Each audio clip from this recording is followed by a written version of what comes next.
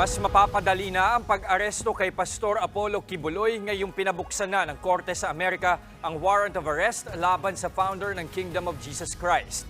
Pwede na rin kasing isama ngayon sa red notice ng Interpol si Kibuloy. Nasa frontline ng balitang yan si Justine Punsalang.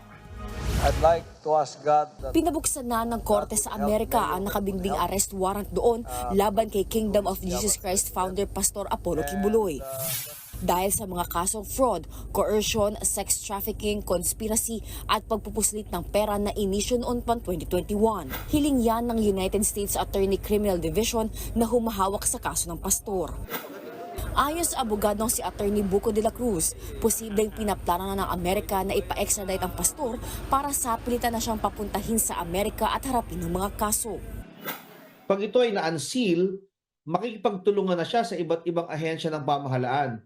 Tulad ng Interpol, which is an coordination, no? Samahan ng iba't ibang pulisya sa buong mundo.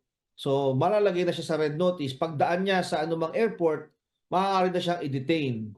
So yung unsealing ay bahagi ng extradition process. Ibig sabihin, ang susunod ng hakbang ay hihingi sila ng tulong sa ating Department of Justice upang i-serve ang warrant or i-extradite at ipadala sa Amerika ang akusado. Sa ngayon, walang nakakaalam kung saan nagtatago si Kibuloy. Pero matagal na niyang pinabulaanan ang mga alegasyon laban sa kanya. Dito sa Pilipinas, pinaaresto na rin siya ng Senado dahil hindi sumisipot sa mga hearing. Pero nangangalap ng pirma si Senador Robin Padilla sa mga miyembro ng Senate Committee on Women and Children, Family Relations and Gender Equality para baliktarin ang mosyong ipakontempt ang pastor. Giit niya, hindi Senado kundi Department of Justice dapat ang dumidinig sa mga reklamo ng pang-aabuso kay Kibuloy. Ito ay usapin ng isang pananampalataya. Huwag natin ialis ang usapin na yon sapagkat meron tayo sa konstitusyon na paghihiwalay ng religion at ng Estado. Bayani rin daw ang tingin ni Padilla sa pastor dahil kasama niya itong lumalaban sa mga komunista. Malaki rin daw ang utang na loob niya rito noong eleksyon. Doon sa channel niya, sa SMNI, nabigyan niya ako ng airtime na wala akong binabayaran. Yung helicopter niya, pinahihiram niya sa akin. Yung mga ganong klaseng pabor. Suma total, minimum na 8 pirma mula sa 14 na miyembro ng komite ang kailangan para hindi arestuhin ng pastor. Pero kalahati pa lang ang nakuha ni Senator Robin kasama sina Senador Bongo, Amy Marcos at Cynthia Villar.